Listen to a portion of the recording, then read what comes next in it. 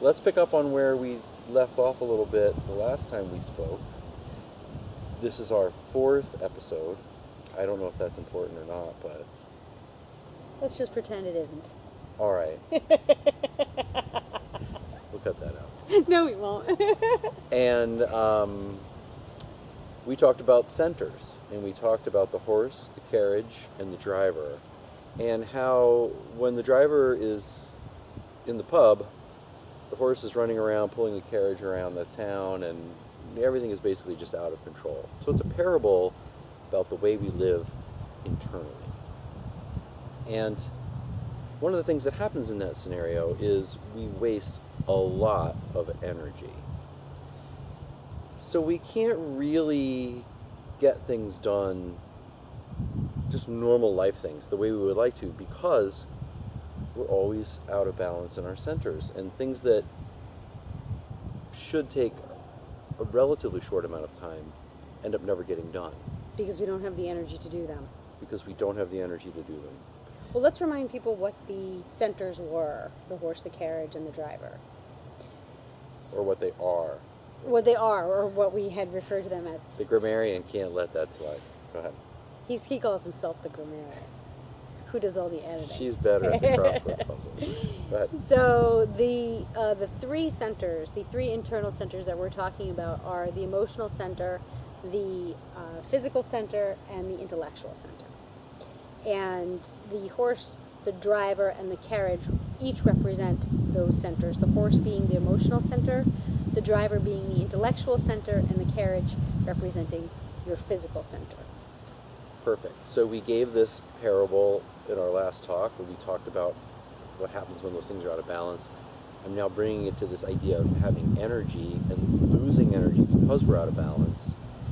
And so the work teaches us that we can start to self-observe and begin to realize that we don't have to work 10 times harder than we need to get one thing done if we just learn to get our centers in balance. So when we're looking to achieve something, whether that's whatever that might be, whatever our goals are, we have a goal, we set out to achieve those goals. When we're presented with some kind of obstacle to reaching those goals, we tend to dig our heels in and work harder.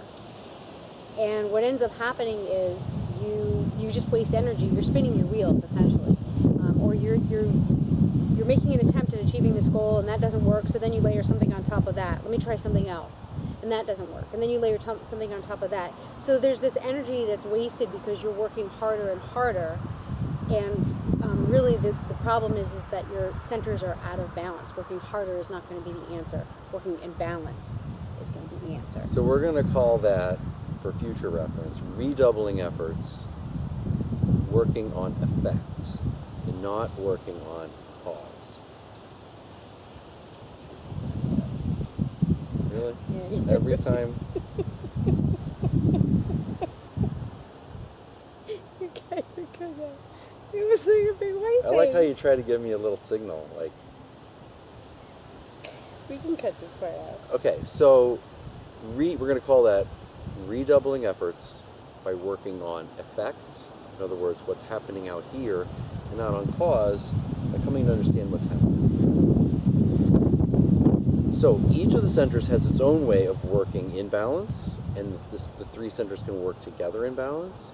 But also each center, and this is the point of self-observation, these are the things that we want to begin to see about ourselves. When I'm going to use the word identify, when we relate to this as a problem, identify this problem in ourselves, we want to see where the problems are. It doesn't do us any good to try to defend, well, I'm in balance, when most of the time, most of us aren't. Yeah, I'm good, and nothing wrong with me. Yeah. It's the rest of the world. Right. If they would only pick up after themselves, if they would only treat me properly, if that person would drive the way I expect them to, I'd be fine.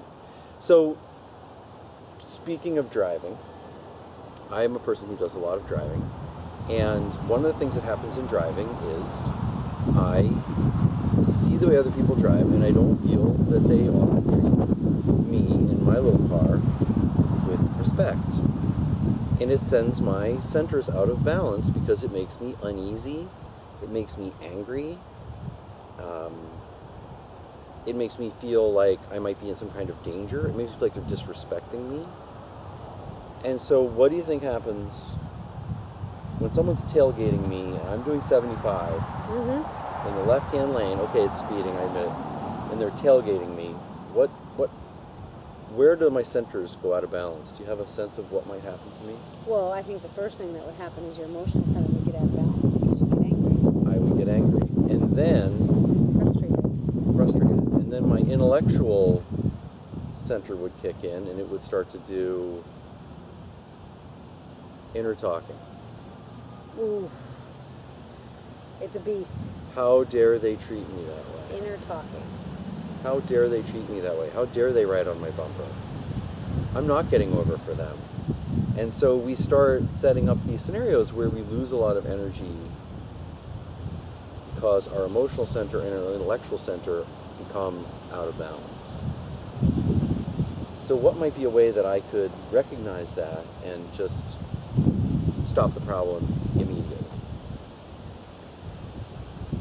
That's a good one because I have the same challenge, and I guess the first thing you need to do is what? Someone's tailgating me, I'm going 75. What can I do to stop this problem? Move over. Just get over. But that's giving in. That sucks. That's letting them win. Do you swear a little at them when you move over first? Do you say, Sometimes I want to glare at them when they go by. I want to flip them off. I want to get behind them and tailgate them for a little while and see how they like it. Yeah, you want to. So you're filled with these negative, toxic emotions. They frustrate you. They get you angry. And then your intellectual center says, this person is really not being safe. What they're doing is pretty stupid. It's dangerous. They clearly have problems, and they're putting their problems onto me. So this type of scenario really activates all three of your centers. And then what happens is your body temperature rises because as you get angry and frustrated, your physical center reacts. Your hands get sweaty, your adrenaline starts pumping, and it's almost like you have to do something to relieve the pressure because all three of your centers have been triggered. Your intellectual center is inner talking about this moron who's tailgating you and how stupid it is. Your emotional center is angry, and your physical center is now hot and bothered. So there's this pressure. How do you then relieve that pressure? Well, you have two choices. And you actually have a choice. One choice is to stay where you are and inner talk and bite down on the thing. And then when they try to pass you on the right, don't let them in and create this battle, create this war. Oh, I'm notorious for creating the battle. I was. But does it feel good to create the battle? It does kind of feel good. It feels good. It feels really good. Yeah, when say I'm not going to let you in. I'm not going to do this. Or in my case, what I do is I slow down to 57 miles an hour in the left hand.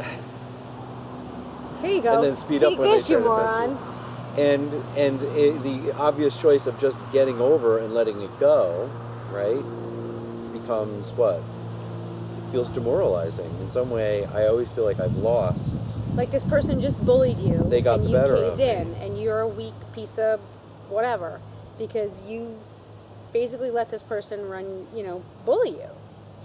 So the answer really becomes, where am I losing energy in life? And what energy do I need when I'm actually going to get where I'm actually going? Driving is not my livelihood. Driving only takes me to where I'm going, either to be home or to be at a business appointment. Have you ever gone, for a 2-hour drive and by the time you get to your appointment, you're completely exhausted? Yes. Yes. And yet somehow we're justified in those negative emotions. We're justified in those moments of inner talking, and we like the feeling of the battle. But at the same time, we do have a choice. Let's take it to a different scenario. I love just putting you on the spot on these candid videos here. Yeah. So can you think of another scenario that might trigger, because the real thing I'm after here is to recognize inner talking where the intellectual center is out of balance. Okay. trigger that might cause you to inner talk? I can, but I can't when you put me on the spot. I can't. All right. I have performance anxiety. I don't warn her of any of these things. So. No, but you know what? He asks me questions all the time, and I can never get the answer. Do you feel like inner talking right now because I've asked you? No, Oh, okay. no. There are other times where I inner talk. When, what do you? Maybe rephrase the question. When might I when might somebody What's inner talk? a trigger that might cause someone to inner talk? You have a child. Oh, please. You know, I say to my daughter, Grace, can you please clean up your room? Yeah, maybe, at some point. Sure. And then I start to inner talk. Why can't she just clean up her room? Why can't she oh, it's a simple request. She doesn't have to work. All this kid has to do is go to school and get good grades. She doesn't even have to get good grades. She has to get okay grades. When I ask her, can you clean up your room? She can't do that. What's the problem? That's inner talking. It happens to me 19 times a day. And so what we come to understand is it's really hard not to inner talk, but we start to realize when we begin to really self-observe and see what inner talking does to us, that it's absolutely pointless. We can create a whole argument around something that someone said to us that the other person who said it doesn't even know about. We can go on and on in our minds about a scenario, about the way we were treated, about the way we're not respected, about the way our child did this, about the way our boss should give us a raise and all of the work that we do. And we spend a lot of time living in those places, and it's really a trap. So a lot of what the work is about is helping us to develop tools so that we can become emotionally